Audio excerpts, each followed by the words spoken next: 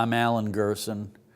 I've lived in New Orleans. I'm third generation New Orleans. My grandmother was born here, and I've lived here all my life, except for 4 years in Boston in 70 to 74. But otherwise, I've been here. And what was the other question? And what is your role in New Orleans? How do you? Oh, I'm an artist, and I manage some real estate that my family owns. But primarily, I'm an artist. I was a lawyer for a while, but I gave that up. But now I'm just an artist.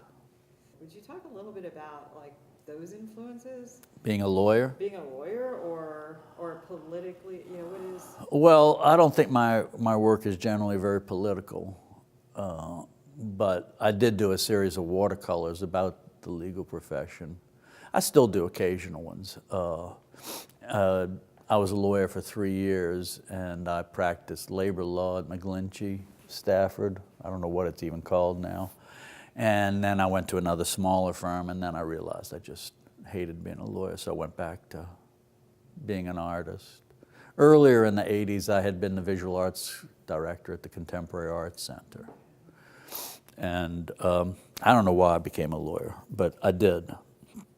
And when I quit being a lawyer, I immediately went back to being an artist.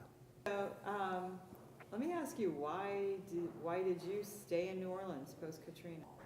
It never occurred to me not to stay. I have to, that did not occur to me.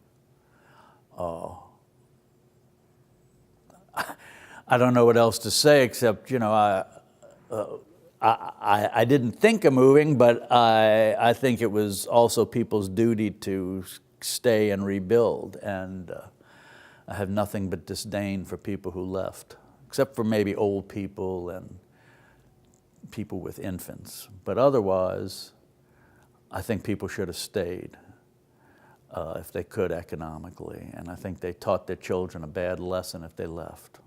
That loyalty and duty and responsibility are not as important as your own selfish needs. So I call them traitors. What is New Orleans to you? And can you be more specific? What would you want people who are not from here to know about a place that... Oh, well, it's what everybody says. New Orleans is not just the French Quarter and Bourbon Street, that it's a old, rich environment for arts and all kinds of things. Doesn't have a perfect history, but it's colorful.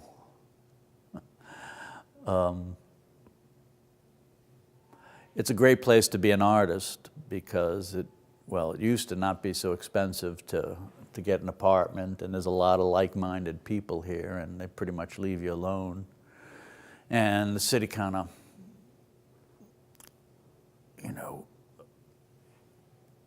welcomes artists and the artist type, I think.